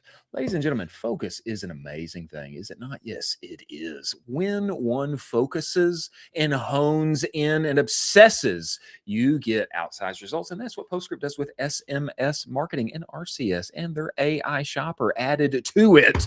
And I know you've got some solution right now where it does 5 or 6 different things together, and it's convenient because it does all that for you. But there's a reason why when people make the switch for SMS to Postscript, they get a 22% on average increase in SMS revenue. Now, I didn't get that. I saw a lot more. We went from making very little money to being a top 1% account on their entire platform inside of a year. If you go to the conversational report, this report that they have just released, directtoconsumer.co/the conversational report, what you are going to get insight on is everything that Postscript is doing with their AI capabilities to not leave your customers on red. It's one of the biggest opportunities for you to put more profit in your pocket on that channel. Not just not responding, no autoresponder, actually enabling you to have winsome, brand appropriate conversations at scale. Go to Postscript, work with them. Many thanks for them being part of the show.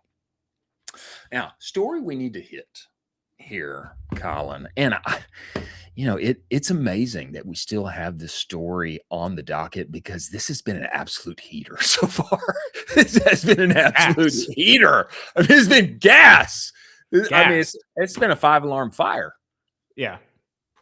Anyway, that being said, the Sora app, ladies and gentlemen, is shutting down. It is officially saying bye-bye. This is OpenAI's generative AI video capabilities. We're saying goodbye to the Sora app. To everyone who created with Sora, shared it, and built community around it, thank you.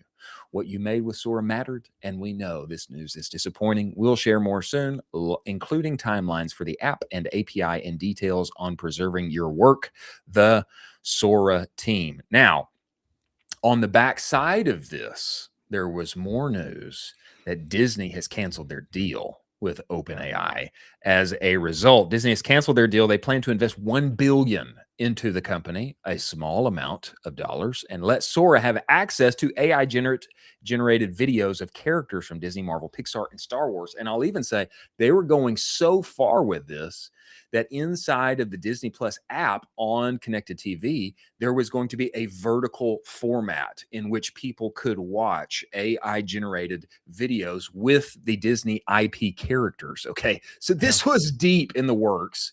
Sora had been here for 6 months, but OpenAI is pulling everything back and they are cutting off all side quests. Why? Because they're getting their teeth kicked in right now by Claude and Anthropic, etc. And I share this next tweet just to denote. Do you got one more graphic for us, Jack? If you don't, I'll just speak about it.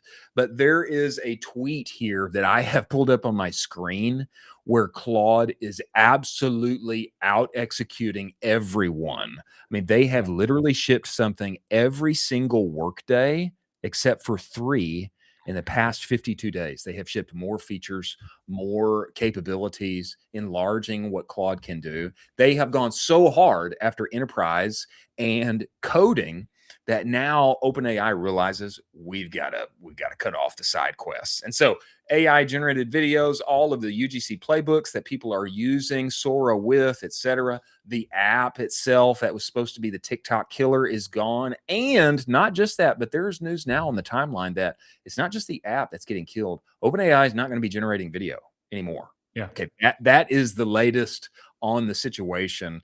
Colin, what are your thoughts as we step into this? Because I find it incredibly compelling that instant checkout's gone, Sora's gone. I mean, OpenAI is cutting off all of this. I don't know if it's a good thing or a bad thing, or what the sign is to come, or what the signal is for e-commerce. What are your thoughts? This is a bullish signal. You love to see this because this shows that OpenAI is willing to kill some of their darlings that are not working. So there is no romantic notion about, oh, we have to make Sora work. We just launched it, blah, blah, blah. If this does not work and it is not part of the main focus, they're killing it right away, which is absolutely great. And it's really important that you do this as a startup company. I mean, I see this as a bullish signal for them moving forward. I would think that in terms of what Claude has been doing, I would think that this is like the chance for OpenAI to catch up. I don't know if, and I know that sounds a little that sounds a little El Stupido to say it that way because chat has so many more users than Claude does. But as far as enterprise and code is concerned, and I'll just say this: I have been thoroughly Claude pilled, and I don't know of anyone inside of our space when it comes to marketing and e-commerce that is operating inside of Codex and has all of their things. Everybody that I talk to, including myself, everybody is inside of Claude. I mean, do you know anybody who is working with OpenAI as their primary set of tools? Gosh, and it was OpenAI's game to lose too. They had such a wide margin lead, and all They they had did. to do was just execute properly. And it's just unbelievable, this fumble that is basically they are just kind of fumbling around and they're kind of just going all over the place, not really focusing up. Not good. I think they're trying to IPO as fast as possible. Is that the case? Yeah, they will. Yeah, they will. And I think XAI is going to beat them to it. I mean, or at least SpaceX or somebody. I mean, there's something happening on that side of the conversation, and it's probably good for them. Like you said, hey, it's a good sign they kill their darlings, but focus. I don't know, man. This is good. It seems good like when it seems like the AI cycle is it happens a lot faster than I'm used to. Yeah, it's super fast right now, but it's good as a company if you're willing to walk away from $1 billion deal with Disney and you still have a viable future. Golly, that's pretty wild. $1 billion deal. That's crazy. But that's nothing to them. Is kind of a crazy thing to say. It is. I think they're raising more money too. I think they saw they're doing another round of funding. It's like, how much money do you need? They're raising a round of funding and they're telling private equity that they're getting a guaranteed 7% ROI, which I don't know how that works. At some level, you're like, whoa, how am I getting a guaranteed 7% return on this? I don't know. We're entering in crazy land, I think, and you just gotta buckle up, folks. I think it's a really bad sign. It's not a great sign. I think they're losing. And it'll be interesting to see how this whole thing plays out. All I know is I'm just gonna continue using Claude. I'm not switching to Perplexity Computer. Yeah. I'm just gonna keep going as deep as I can on Claude, and we'll see how it all shakes out. Yep. Before we get to our last lightning round of stories, ladies and gentlemen, let's talk about AMP. If you can't explain how your business is doing in a sentence or two, do you really know how your business is doing? I'm not sure that you do. Your CAC, your LTV, how you're trending toward forecast or not, all of these things are super important. And if you can't answer where those things are plotted on a map and find answers to them quickly, I'm not sure you know what's going on. Don't you want to scale with confidence in 2026? Yeah, you do. You do. That's why we love AMP and we appreciate them being part of the show. Their platform is designed to put profit back in your pocket. Their favorite tool of mine, Lifetimely, will allow you to answer all of those questions I just mentioned in one visually pleasing place and space. Plus, you use Lifetime, you get all the other tools for free, and their AI is designed to be prompting you. Okay, this cohort, this product, this offer, test, run, give me the okay, and we'll make it happen. They are bringing that forth, and that's why we're glad that they are part of the show. Go to useamp.com, test drive that platform today, and tell them that Colin and I sent you. Many thanks for them being part of the show. As we wrap up here, a few partnership mentions, some interesting stats from Chewy, and a Talk Shop booth flex that we should hit before we get out of here. Superpower and IM8 have partnered up. IM8 being the David Beckham supplement of choice that has scaled beyond 9 figures in 12, 18 months time. Today, we're announcing our partnership with IM8, founded by David Beckham and Danny Young. For too long, supplements have been a guessing game. You take something, hope it works, and never actually know. This partnership changes that. IM8 subscribers will now get exclusive access to Superpower's 100 plus biomarker panel, and Superpower's members will get access to IM8. You can now see how supplements impact your biology. Now, Colin, I don't know as much about Superpower, but I know this founder was on TVPN earlier this week debating the goodness or not of peptides. Do you know about Superpower? Are you aware of them? Yeah, I've used Superpower. It's amazing. What do you think? What do you think about this partnership? Yeah, I know. It's incredible. Superpower basically is a comprehensive blood panel that is going down. It is, 200, 300 markers that are taking more advanced than you would if you just go to your normal general practicing doctor. This is super important for IM8 because you're now proving the validity of the product. And if you can close that loop of proving the validity of the product for supplements, which is kind of a bit of a black box, if you can prove that with data behind it, you're allowing the retention of that product to be even more concrete. And so this is a great move for both of these parties. You now allow the upsell within Superpower, and then IM8 now has this new kind of distribution channel within Superpower. This is amazing. This is how you should be doing it. That is one of the smartest things I think I've ever heard you say. That is Really? great. That is great. I mean, for these people who are using Superpower, they've got all this data, biomarkers, et cetera, and then they can take these supplements, and then it's like a data-backed retention funnel. I totally get it now. I didn't really get this. I thought it was cool. It's David Beckham, supplements, blah, blah, blah, fast growth. But now I totally get this. This is like built. It's sticky, man. This is like built-in retention. If you can see, this is actually making me better, me younger, me feel, etc. And now I can see it on a chart, then you got like locked in LTV there. Exactly. Yeah, super important. Plus, you're also getting people bought in even more that care about their health.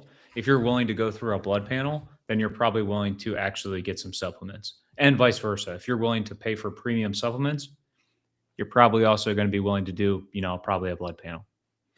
Cody Whittick at one time was helping me get healthy and lose a whole bunch of weight. And he wanted me to go get a test, like do a special test, all these biomarkers, et cetera. I admit I never did it, but I did lose a lot of weight. A lot of weight. And I will say that makes a ton of sense. If you're willing to spend on getting measured in all these ways, why wouldn't you have a few more dollars to spend on supplements? That's smart. Somebody else needs to go partner with Superpower. They need to find their way in and partner with Superpower. That's really impressive. Chewy has dropped record spending per customer. This comes to us by way of Drew Fallon of Iris, who always somehow has the news with giant companies that are reporting interesting things. Chewy fetches record spending per customer, reported good fourth quarter results with revenue in line with expectations. Adjusted EPS for the quarter slightly missed consensus. The full year performance stood out with record spending per active user. And if you look at this next chart, move us on to the next one there, Jack. Yes, look at that. Record spending per customer. 2019, it was $360. 2025, it's $591, baby. You love to see that spending per customer going up and to the right. I don't know what they've got in the water over there. Maybe it's just inflation, okay? But at the same time, maybe just everybody loves their dog more too, and they're spending a little bit more on these subscription boxes, etc. I think this is the kind of performance everybody wants to see. Yeah, plus a key part of this too was Chewy Health was a main profit driver for Chewy. And so it's showing the validity of upsells that Chewy is getting you in with these smaller products like some food or some toys. And then they upsell you on a larger membership, which is the health of your pet, which is a much larger thing that you're encapsulating at that point. And it's a much bigger AOV. So if you trust with this amazing experience that Chewy has had, and they are notorious for amazing customer experience. If you can have that incredible experience, you can upsell some really expensive stuff on top of it, like healthcare. Power of the upsell, baby. Power of the upsell. And great brand. It's essentially where like all the profit in being a veterinarian comes from is upsells. Bring your dog in for something, and then you stack 5 or 6 things on top. Yeah. Very interesting. Very interesting. And you have denoted before their winsome customer service. I mean, sending you letters when your dog dies, giving you the last box for free, etc. It's very interesting. Yeah. Bullish on all dog consumer. Bullish on all dog consumer. Bullish. I'm telling you. Telling you, dog consumer is going up into the right next 5 years. Well, I agree, especially as everyone has less children. I mean, the dogs become the children, and Yeah.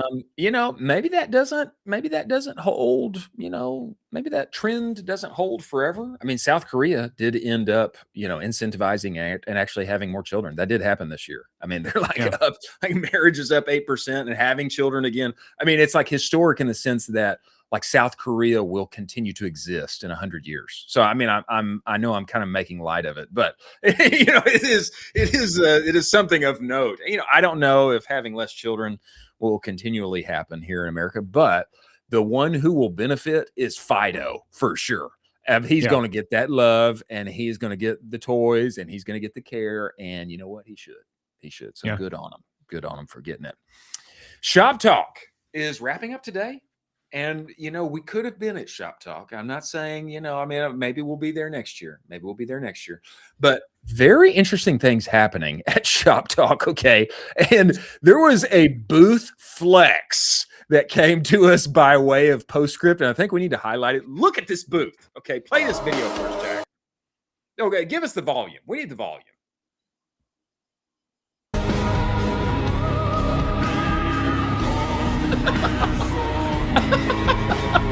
Let's go. Okay, all right, turn that thing off. Turn that off. Okay, so Postscript has put in a bodega as their booth. So sick. I mean, it's sick. It is literally So sick. I mean, look at this thing. Okay, if you can't see this too clearly, go to Postscript's Twitter feed and look at this. Okay, it is a literal bodega. They have text bubblegum, custom bubblegum. Okay. You come for SMS, you talk AI, you drink the coffee. They got the snacks and the things like, I want to be hanging out there. And Yeah. and you know what? I will say this too. Would have been a great place to live stream from. Just saying. For sure. Very interesting and compelling. And then lastly, there's one more little interesting thing they had here on the timeline. You got one more from them, Jack? I think you do. Yeah, show us this last one. Okay. No Klaviyo parking at any time. And play the video. Show them what happens with this. They look over at the Klaviyo booth. Oh my gosh. Shots fired.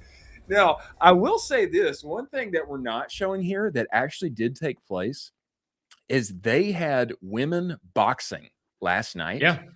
And it was like Triple Whale versus Shopify. And it was like, I don't know if it was like actual people from the company that were boxing. Yeah. It was? Yeah. Silver's put it together for charity. So it's all for charity. There's multiple software companies, which is crazy. I'm going to state this on record. When I first joined Triple Whale, I pitched Raba that we should do this event. And he was like, nah, dude, we can't. The legality of it, the insurance, we physically can't do it. And I remember being in his office being like, dude, people would love this. People would love this. You'd love to see the SaaS beating up on each other. You'd love to see competitor brands doing it too. Yes. And he was like, no, we can't do it, dude. The insurance is just a nightmare. And I was like, I love seeing this. Is this like a regular thing now? I mean, does this happen every year? It's the first time I've ever seen it. Yeah, first time. People have been training for it. I talked to Silvers a little bit about how he's putting this on, and he already has people lined up for next year's Shop Talk. I have volunteered myself as well to box for next year's Shop Talk. Bro, it's such a good idea. Yeah. I mean, such a good idea. And yeah. I wish that we would have live streamed the whole thing. We should have. We should have. He wouldn't allow cameras. He wouldn't allow cameras in there. Yeah. Oh. Yeah. It was really closed off. It was super private. You had to get like tickets only through charity. It was pretty intentional. So, okay. Well, I'm just saying for charity, why don't we live stream it next year? Okay. I'll be there. Great idea. I think it's a great idea. I plan on being there. I don't want to fight you because I know I have heard the stories, and I know you are legend back in Maryland. I know, you went to a rough high school. High school, and they called you Rocky Balboa. So anyway, I don't want to fight you, but I think it's a great event. It's a great idea. And Shop Talk. Wow. I didn't know that they were so creative. I'm impressed, to be honest. Yeah. Lastly, last story of the day. We need to pray for the squirrels. And this has nothing to do with e-commerce, but it is kind of interesting. Squirrels are vaping e-cigarettes after mistaking fruity aromas for food. Sad. Pray for the squirrels. We don't want to see the squirrels bothered by the vapes. Many thanks to Carter Quo for joining the show. I mean, dogged and focused licensing. 23 taking over the earth. That guy, SEC country, is going to belong to Concho, baby. I'm calling it. Yeah. Yeah. And many thanks to Phil for coming in and dropping sauce on email and copywriting, etc. And Torii as well, man. Meta and what's happening there and what we're all going to have access to in our accounts very soon. Interesting, exciting. And the good news is we will be here tomorrow. Many thanks for Incense, Seguno, and Postscript for an Ant for allowing this show to exist and making this possible. And thanks to you for joining. We will see you on the other side.